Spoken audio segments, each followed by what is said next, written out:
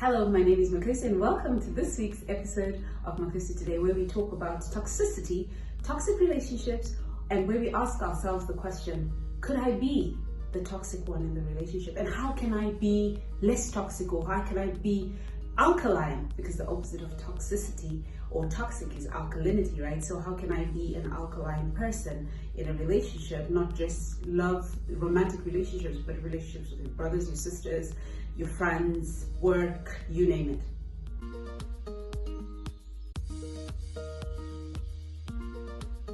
Is out there on identifying toxicity in relationships. So much is out there about identifying a toxic person. So I'm not going to talk about how to identify a toxic person. I'm not going to talk about what to do in a toxic relationship. I'm here to talk about how to identify toxicity in yourself. Because we never really date anyone else, do we? We are dating ourselves. We attract to us who we are, not what we want. So no matter what information is given to me, or no matter what is said to me or done to me, what matters is, what does that trigger? Does it trigger a particular trauma in me, or does it trigger something that I need to work on? Does it trigger something that means I have to work on my self-esteem? Does it trigger something that it means that, if somebody keeps doing certain things to me or doing certain things and they make me feel a certain way, why do I keep allowing that to happen? Number one, am I an active listener? Because what is said is not always what is heard. We hear things according to our experiences. So when somebody has said something, before you call it toxic, question whether you heard right. How do you do that? Pay attention when people are saying things. Pay attention with your body. Look at them in the eye. And when you don't understand something, ask them, this is what I'm hearing. Is it what you are saying? Number two, before you label a statement or before you label a behavior, ask yourself, is this my ego responding to this? Or is it coming from my core? Is it coming from who I am?